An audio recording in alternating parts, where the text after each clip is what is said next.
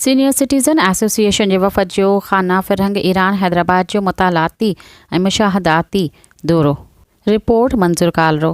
Senior citizen association Hyderabad जे पंहिंजे पाण मदद तहत इल्मी फलाही ऐं कामयाब समाजी सरगर्मियुनि खे ॾिसंदे खाना फ़रंग इस्लामी जमहूरिया ईरान हैदराबाद जे डायरेक्टर जनाब रज़ा पारसा तरफ़ां खाना फ़रंग जे तारीफ़ी तक़रीब वास्ते 25 जनवरी ते 10 मेंबरनि वारी वफ़द खे चाह पार्टी ते मदऊ कयो।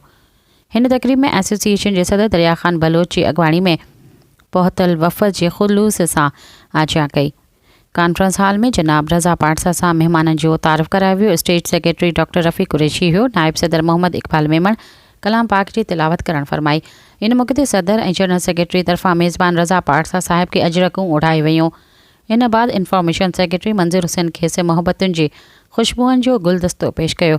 नज़ाकत अली फाजरानी एसोसिएशन खे मान ॾियण ते डायरेक्टर साहिब जो शुक्रिया अदा कयो, जंहिं एसोसिएशन खे इज़त बख़्शींदे खाना फ़रंग अचण जी दावत ॾिनी। पाण तंज़ीम जी कारकर्दगी, कामयाबियुनि ऐं ईंदड़ प्रोग्रामनि ते रोशनी विधी। मैडम नीलोफर भुट्टो डायरेक्टर फ़रंग ईरान खे हिन तक़रीब जे मुनक़िद करण ते शाबाश ॾींदे हितां जे इल्मी तालीमी फ़ारसी ॿोली ऐं हुनरी सिख्या जे प्रोग्रामनि वारे सिलसिले वसीले ख़िदमत करण ते ख़ुशीअ जो इज़हार कयो। सदर दरिया ख़ान पंहिंजे ख़्यालनि जो इज़हार में आगा रज़ा पारसा खे सलामनि सां नवाज़ींदे दिली शुक्रिया अदा कयो, जंहिं एसोसिएशन खे पंहिंजे हिन इल्मी सक़ाफ़ती घर में चाह पार्टी जी नवाज़िश कई।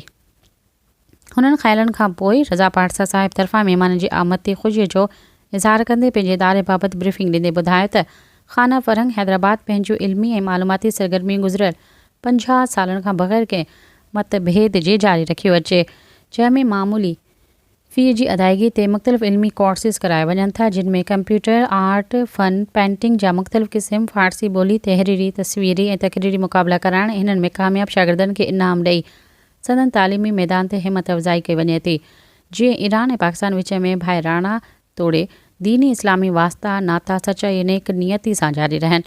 महिमाननि खे किताब ॾियण ऐं ख़ातिर तवाज़ा सां ही तक़रीब बहितरीन जादू खणी पुॼाणी ते पहुती।